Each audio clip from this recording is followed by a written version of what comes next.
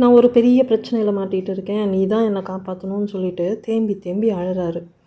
இதெல்லாம் வந்துட்டு December 2018 first வீக்கில் நடக்குது. என்ன ஆச்சு சொல்லுங்கள் அப்படின்னு நானும் கேட்குறேன்.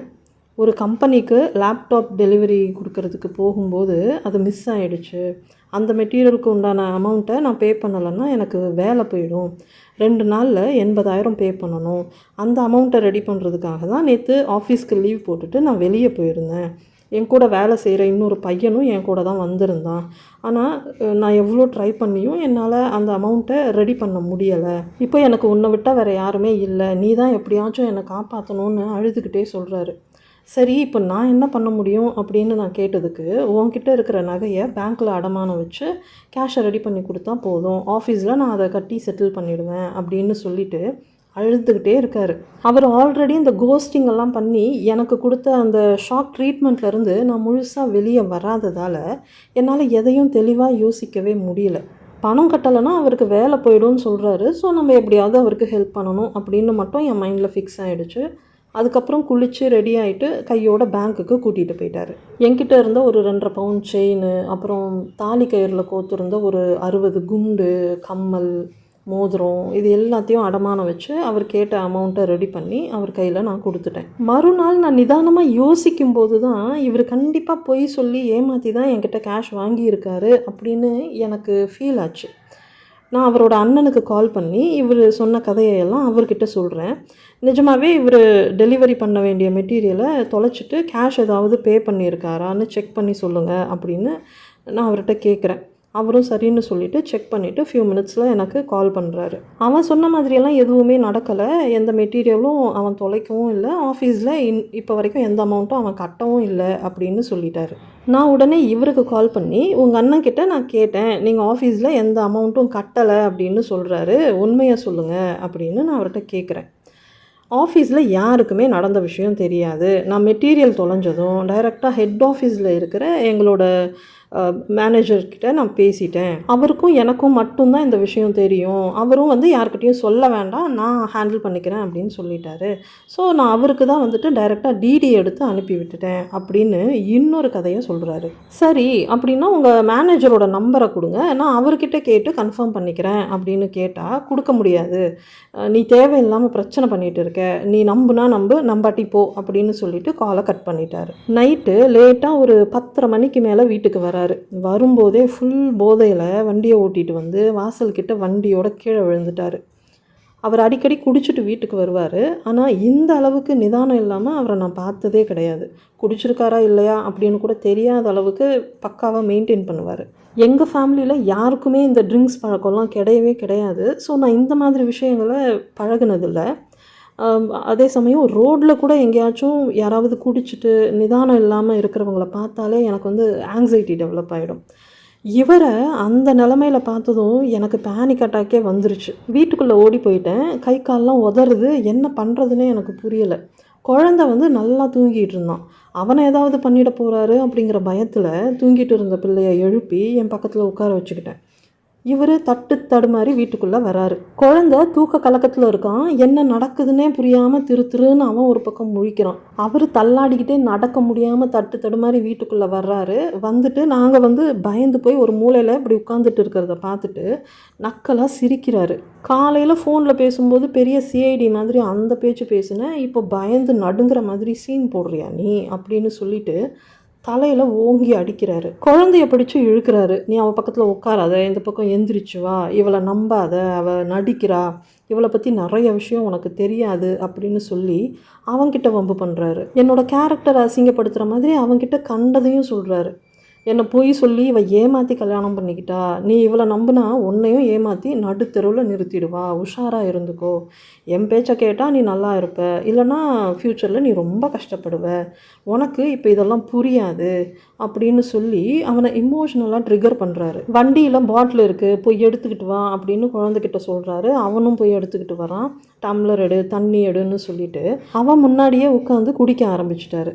ஆனால் அந்த இடத்துல என்னால் எதுவுமே செய்ய முடியல. நான் உறைஞ்சி போய் அமைதியாக உட்காந்துக்கிட்டு இருக்கேன். இவர் அட்லீஸ்ட் குடிக்காமல் வந்து பிரச்சனை பண்ணியிருந்தா கூட நான் அந்த சிச்சுவேஷனை எப்படியாவது கொஞ்சம் தைரியமாக ஹேண்டில் பண்ணியிருப்பேன். குழந்தைய அவர்கிட்டேருந்து நான் வந்து சேஃப்டி பண்ணியிருப்பேன். பட் இவர் வந்துட்டு ரொம்ப தெளிவாக என்னோடய வீக்னஸ் எதுன்னு தெரிஞ்சுக்கிட்டு ஃபுல்லாக குடிச்சிட்டு வந்து பிரச்சனை பண்ணிக்கிட்டு இருக்காரு. எங்களை எதிரில் உட்கார வச்சுட்டு குடிச்சுக்கிட்டே வாய்க்கு வந்ததெல்லாம் பேசிக்கிட்டு இருக்காரு. உன்னை எப்படி முட்டாளாக்குனேன்னு பார்த்தியா? உன்கிட்ட பொய் சொல்லி தான் நான் அந்த பணத்தை வாங்கினேன். உன்னால் என்னை என்ன பண்ண முடியும்? நீ எல்லாம் முதல்ல எதுக்காக உயிரோடு இருக்க? நீ எல்லாம் ஒரு பொம்பளையா? உனக்கு எதுக்காவது துப்பு இருக்கா கொஞ்சமாவது? பேசாமல் செத்து தொலை, அப்படியாச்சும் நான் நிம்மதியாக இருப்பேன் அப்படின்னு சொல்லிட்டு நெஞ்சில் கொஞ்சம் கூட ஈரம் இல்லாமல் பேசிக்கிட்டு இருந்தார். அவர் பேசுகிற ஒவ்வொரு வார்த்தையிலையும் என்னை எந்த அளவுக்கு அவர் வெறுத்துக்கிட்டு இருந்திருக்காரு அப்படிங்கிறது எனக்கு நல்லா ஃபீல் ஆச்சு. அவரோட அந்த வெறுப்பை தாங்க முடியாமல் நான் அழுதுட்டு இருக்கேன். அழற மாதிரி நடிக்கிறியா? இந்த நடிப்பெல்லாம் என்கிட்ட வச்சுக்காத, இந்த முதல கண்ணீர்லாம் என்கிட்ட வடிக்காத, உன்னை பார்த்தாலே எனக்கு எரிச்சலாக வருது, அப்படி இப்படின்னு அவர் மனசுக்குள்ளே இருந்த விஷத்தை எல்லாம் அன்னைக்கு கொட்டுறாரு அவர். இவரோட உண்மையான சுயரூபத்தை நான் அன்றைக்கி தான் முழுசாக பார்த்தேன். விடிஞ்ச பிறகு எனக்கு இன்னொரு டவுட் வந்துச்சு. இவரோட ஃப்ரெண்டுன்னு ஒருத்தர் இருக்கார் இல்லையா, அவருக்கு கால் பண்ணிவிட்டு உங்ககிட்ட ஏதாவது இவர் கடன் வாங்கியிருக்காரா அப்படின்னு நான் அவர்கிட்ட கேட்குறேன். அவரும் வந்துட்டு ஆமாங்க ஒரு 50,000 கடன் வாங்கியிருக்கான் அப்படின்னு சொல்கிறாரு. இதையெல்லாம் நான் ஸ்பீக்கரில் போட்டு தான் அவர்கிட்ட பேசிகிட்டு இருக்கேன். இவர் வந்துட்டு ஆஃபீஸ் போகிறதுக்காக ட்ரெஸ் அயன் பண்ணிக்கிட்டே ரொம்ப கூலாக எல்லாத்தையும் கேட்டுக்கிட்டு இருக்காரு. உங்கள் ஃப்ரெண்டுக்கிட்ட எதுக்காக இந்த 50,000 கடன் வாங்கினீங்க? இந்த பணத்தை எல்லாம் நீங்கள் என்ன தான் பண்ணுறீங்க? இருக்கிற ஒத்த பிள்ளைய படிக்க வைக்கிறதுக்கு, ஸ்கூல் ஃபீஸ் கட்டுறதுக்கு கூட காசு இல்லைன்னு சொல்லி அவனையும் கவர்மெண்ட் ஸ்கூலில் போட்டாச்சு. வீட்டுக்குன்னு எதுவும் பண்ணுறதும் கிடையாது. அப்புறம் இந்த பணம் எல்லாம் எங்கே தான் போகுது? ஒழுங்காக இப்போ உண்மையை சொல்ல போகிறீங்களா இல்லையா அப்படின்னு கேட்டு நான் கத்துறேன். ஆமாம், நான் கடன் வாங்கியிருக்கேன், இன்னும் எத்தனை லட்சம் வேணாலும் நான் கடன் வாங்குவேன், நீ யாரடி என்ன கேள்வி கேட்குறதுக்கு அப்படின்னு சொல்லி சேர் மேலே உட்காந்துக்கிட்டு இருந்த எண்ணெய் தலைமுடியை பிடிச்சி இழுத்து கீழே தள்ளி குனியை வச்சு அப்படியே அம்மிக்கு பிடிச்சிக்கிட்டு முதுகுலையே குத்துறாரு. இதுக்கு முன்னாடியெல்லாம் பிரச்சனை வரும்போது நான் அவரை எதிர்த்து நின்று இருக்கேன். ஆனால் இந்த சூழ்நிலையில் அவரோட பிஹேவியரெல்லாம் ரொம்ப கொடூரமாக இருந்துச்சு. அப்பப்போ சட்டலாக அப்யூஸ் பண்ணிகிட்டு இருந்தவர் இப்போ சைக்கோ மாதிரி பிஹேவ் பண்ணுறதை பார்த்ததும் எனக்கு எதுவுமே புரியலை. எனக்கு பழக்கம் இல்லாத, முன்ன பின்ன அறிமுகம் இல்லாத வேற யாரோ ஒருத்தரை பார்க்குற மாதிரி இருந்துச்சு எனக்கு. அந்த அதிர்ச்சியில் என்னோடய பிரெயின் வந்து அடிக்கடி ஃப்ரீஸ் ஆகிட்டே இருந்தது. 2 நாள் முன்னாடி கூட என் கையை பிடிச்சிக்கிட்டு என்கிட்ட அழுதுகிட்டே பேசுனீங்க, இப்போ அப்படியே தலைகீழாக மாறி போய் நிற்கிறீங்க, எதுக்காக இவ்வளோ மிருகத்தனமாக நடந்துக்கிறீங்க அப்படின்னு நான் அவர்கிட்ட அழுதுகிட்டே கேட்குறேன். கையால் அடித்தது பத்தலைன்னு ரூம்குள்ளே போயிட்டு அங்கேருந்து ஒரு கட்டையை எடுத்துக்கிட்டு வராரு என்னை அடிக்கிறதுக்காக. கையால் அடிக்கிறதையே தாங்கிக்க முடியல, இதில் கட்டையால் அடித்தா அவ்வளோதான் அப்படின்னு நான் பயந்து போய் கத்த ஆரம்பிச்சிட்டேன். என்னோடய சத்தத்தை கேட்டு பக்கத்து போர்ஷனில் இருந்த ஒரு அம்மா வந்து பார்த்துட்டு என்ன ஆச்சுப்பா, எதுக்கு அடிக்கிற அப்படின்னு கேட்குறாங்க. எதுவாக இருந்தாலும் வாயால் பேசுப்பா, அது என்ன பழக்கம், பொம்பளை பிள்ளைய இந்த மாதிரி கை நீட்டி அடிக்கிறது அப்படின்னு சொல்லி கேட்டுக்கிட்டு இருக்காங்க. ஆனால் இவர் வந்துட்டு செம்ம உஷாராக என்ன பண்ணாருன்னு பார்த்தீங்கன்னா, அந்த அம்மா வர்றதை ஜன்னல் வழியாக ஃபஸ்ட்டே பார்த்து சுதாரிச்சுட்டு வேகமாக ஓடி போய் கட்டையை ரூமில் ஒளிச்சு வச்சுட்டு வந்துட்டார். வந்து வெறும் கையோடு அமைதியாக நிற்கிறாரு. அவங்க வாசல்கிட்ட வந்து நின்றுட்டு என்ன ஆச்சுப்பா, எதுக்காக அடிக்கிற அப்படின்னலாம் அவங்க கேட்கும்போது இவர் அப்பாவி மாதிரி அவ்வளோ அமைதியாக பேசுகிறாரு. நான் எதுவுமே பண்ணலாமா, இவ தான் சும்மாவே கத்துறா, தேவையே இல்லாமல் காலங்கத்தால் பிரச்சனை பண்ணிக்கிட்டு இருக்கா அப்படின்னு வாய் கூசாமல் பொய் சொல்கிறாரு. அந்த அம்மாவால் அதுக்கு மேலே என்ன பேச முடியும்? ஸோ அவங்க கிளம்பி போயிட்டாங்க. அவங்க போன பிறகு நான் என்ன பண்ணுறதுனே புரியாமல் செவுத்தில் போய் தலையை முட்டிக்கிட்டு அழறேன். இவர் பாட்டுக்கு ரொம்ப கூலாக ட்ரெஸ் அயன் பண்ணி மாட்டிட்டு டிப்டாப்பாக ஆஃபீஸ் கிளம்பிட்டார். அவர் போன பிறகு அவரோட அண்ணனுக்கு கால் பண்ணி நடந்ததையெல்லாம் நான் சொல்கிறேன். நீங்கள் என்ன ஆக்ஷன் வேணாலும் எடுத்துக்கோங்க, வேணும்னா போலீஸில் கூட கம்ப்ளைண்ட் கொடுங்க, நான் இனிமேல் அவனோட விஷயத்தில் தலையிடுறதா இல்லை அப்படின்னு அவர் சொல்லிட்டார். இவர் என்னடா இப்படி பொறுப்பே இல்லாமல் பட்டும் படாமல் பதில் சொல்கிறாரே அப்படின்னு நான் கொஞ்சம் நேரம் ஆஸ் யூஷுவல் அழுது தீர்த்துட்டு கூகுளில் வந்துட்டு what are the forms of domestic violence அப்படின்னு தேடுறேன். அப்படி தேடிட்டு இருக்கும்போது கோவர்ட் அப்யூஸ் பற்றின டீட்டெயில்ஸ் எல்லாம் வருது. இது என்னடா புதுசாக இருக்குதுன்னு இன்னும் டீப்பாக உள்ளே போய் தேடும்போது narcissistic abuse, narcissistic personality disorder இது பற்றின டீட்டெயில்ஸ் எல்லாம் வருது. அதில் மென்ஷன் பண்ணியிருந்த சிம்டம்ஸ் எல்லாமே இவரோட கேரக்டருக்கு பக்காவாக மேட்ச் ஆகுது. விக்டிம் சிண்ட்ரோம்க்கு உண்டான அத்தனை சிம்டம்ஸும் என்னோட கேரக்டர் கூட பக்காவாக மேட்ச் ஆகுது. இதையெல்லாம் பார்த்ததும் எனக்கு தலையில் இடி விழுந்த மாதிரி இருந்துச்சு. இதுதான் ஒவ்வொரு விக்டிமோட லைஃப்லையும் நடக்கிற பாம் ட்ராப் மொமெண்ட். அதுக்கப்புறம் இவரோட அண்ணனுக்கு வந்து நான் இதை பற்றி டீட்டெயில்டாக அந்த சிம்டம்ஸை எல்லாம் மென்ஷன் பண்ணி, உங்கள் தம்பிக்கு இந்த ப்ராப்ளம் இருக்குது அப்படின்னு சொல்லிட்டு வாட்ஸ்அப்பில் மெசேஜ் பண்ணுறேன். அதுக்கப்புறம் அவருக்கு கால் பண்ணியும் இதை பற்றியெல்லாம் டீட்டெயில்டாக பேசுகிறேன். பட் அவர் வந்துட்டு அதை பற்றி பெருசாக கேர் பண்ணிக்கிட்ட மாதிரி தெரியல. ஏதோ கதை கேட்குற மாதிரி கேட்டுட்டு விட்டுட்டார். இவர் டெய்லி அளவுக்கு அதிகமாக குடிச்சிட்டு வீட்டுக்கு வந்து ரகலை பண்ணிகிட்டு இருந்தார். 1 வாரம் கிட்ட இப்படியே போகுது. ஒரு நாள் இதே மாதிரி குடிச்சிட்டு வந்துட்டு ரொம்ப மோசமான வார்த்தைகளை யூஸ் பண்ணி மறுபடியும் காது கூசுகிற அளவுக்கு பேசிக்கிட்டே இருக்கார். என்னோடய கேரக்டரை எவ்வளோ மட்டம் தட்ட முடியுமோ மட்டம் தட்டி எவ்வளோ டேமேஜ் பண்ண முடியுமோ அந்த அளவுக்கு டேமேஜ் பண்ணிகிட்டு இருந்தார். நான் அழுதுகிட்டே என்னோடய தங்கச்சிக்கு கால் பண்ணி சொல்கிறேன். அவங்களும் இவர்கிட்ட வந்து பேசுகிறாங்க. அவங்க வந்து பேசும்போது இவர் வந்துட்டு ஆளே தலைகீழாக மாறிடுவார். நான் அந்த மாதிரி பேசுனதெல்லாம் தப்பு தான், இனிமேல் பேச மாட்டேன் அப்படின்னு சொல்லி சாரி கேட்குறாரு. ஆனால் அவங்க போன பிறகு அப்படியே மறுபடியும் வேறு மாதிரி பிஹேவ் பண்ணுறாரு. அதையெல்லாம் நினச்சி பார்க்கும்போது எனக்கு இப்போ ஒரு டயலாக் ஞாபகம் வருது.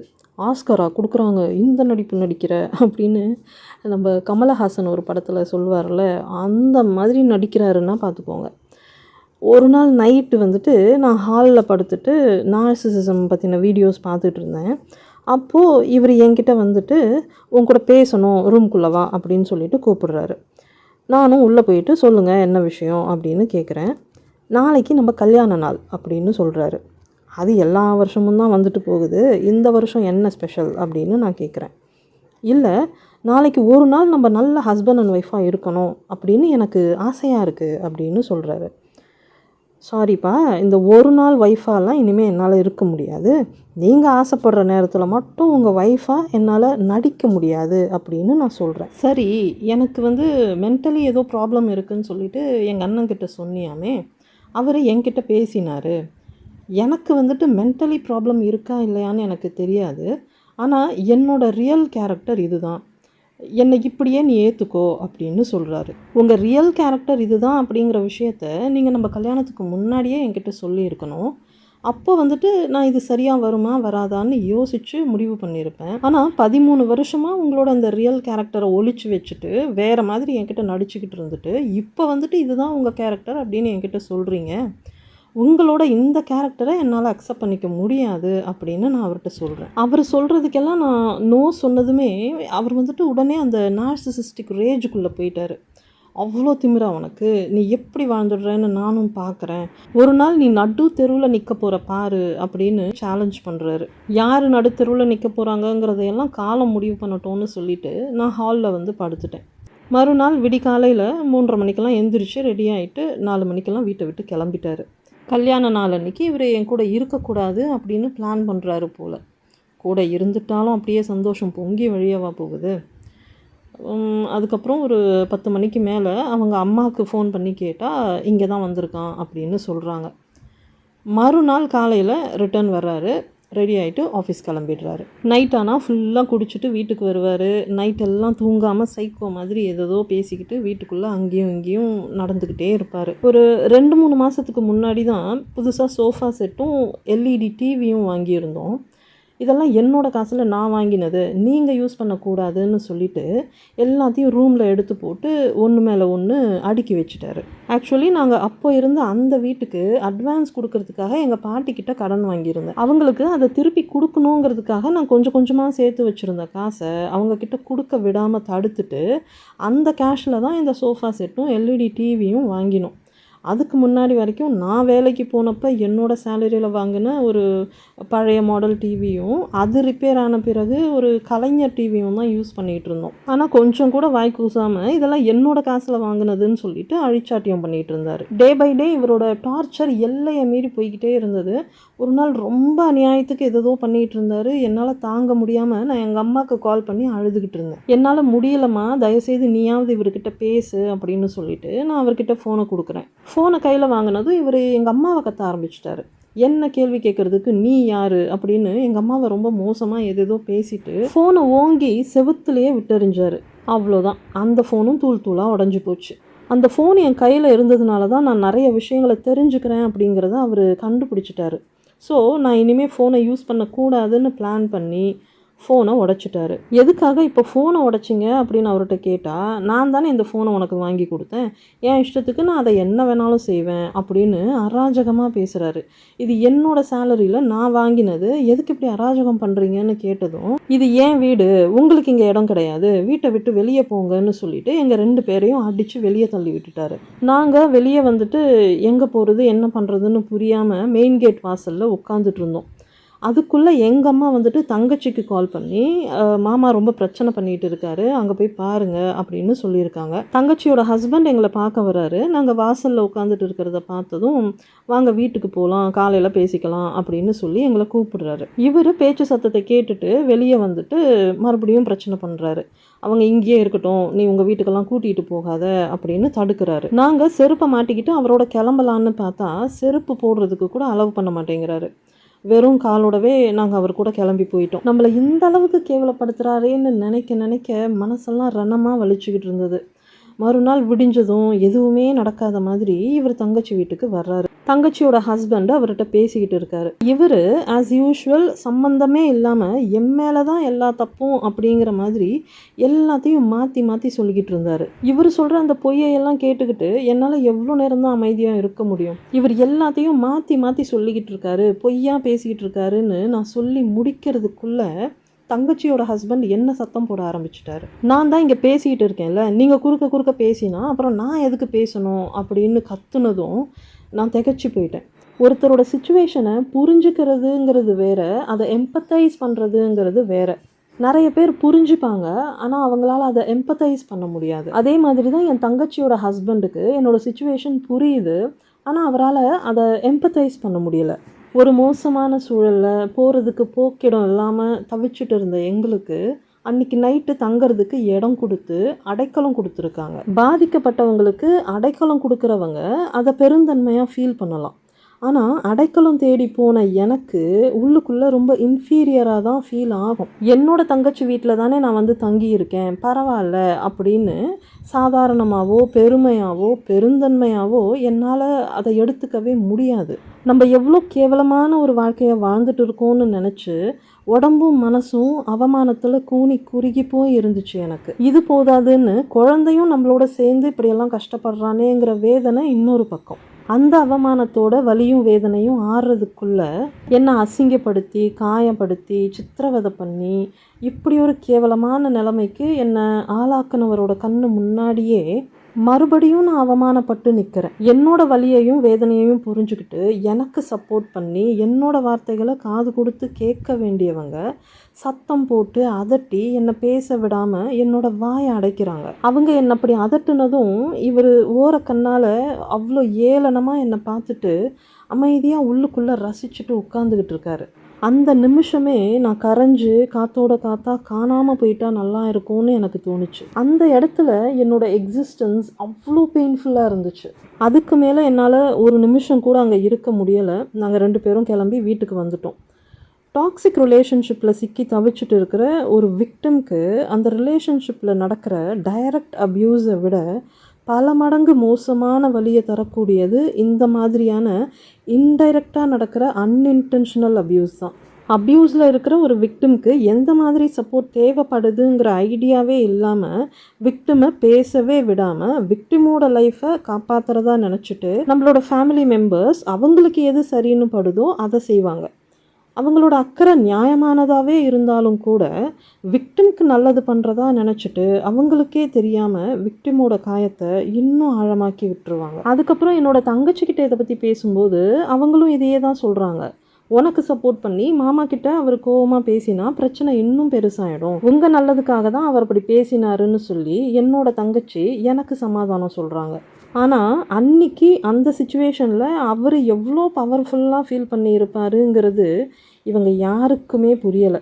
இவர் அங்கே பேசி முடிச்சுட்டு வீட்டுக்கு வந்ததும் ஆஸ் யூஷுவல் ரூடாக பிஹேவ் பண்ணுறாரு. இவர் பாட்டுக்கு கூலாக ரெடி ஆகிட்டு ஆஃபீஸ் கிளம்பி போகிறாரு. வீட்டுக்கு தேவையானது வாங்கிட்டு வர சொல்கிறதுக்காக கால் பண்ணால் கால் எடுக்க மாட்டார். வீட்டில் இருக்கும்போது பேசுகிறதுக்கு ட்ரை பண்ணால் காதில் வாங்காமல் இக்னோர் பண்ணுவார். மறுபடியும் இவர் இப்படியெல்லாம் பண்ணுறாருன்னு ஃபேமிலியில் போய் யார்ட்டையாவது சொன்னால் கூட இவர் ரெட்டை வேஷம் போட்டு எல்லாரையும் ஏமாற்ற போகிறாரு. ஸோ போலீஸ் ஸ்டேஷனில் இவர் மேலே கம்ப்ளைண்ட் கொடுத்தா தான் இவரை கொஞ்சமாவது கண்ட்ரோல் பண்ண முடியும் அப்படின்னு நான் முடிவு பண்ணுறேன். ஒரு நாள் காலையில் இவர் ஆஃபீஸ் கிளம்பி போனதும் கொஞ்ச நேரம் கழித்து நாங்கள் விமன் போலீஸில் போயிட்டு இவர் மேலே கம்ப்ளைண்ட் கொடுக்குறோம். அங்கேருந்து அவங்க அவருக்கு கால் பண்ணி வர சொல்கிறாங்க.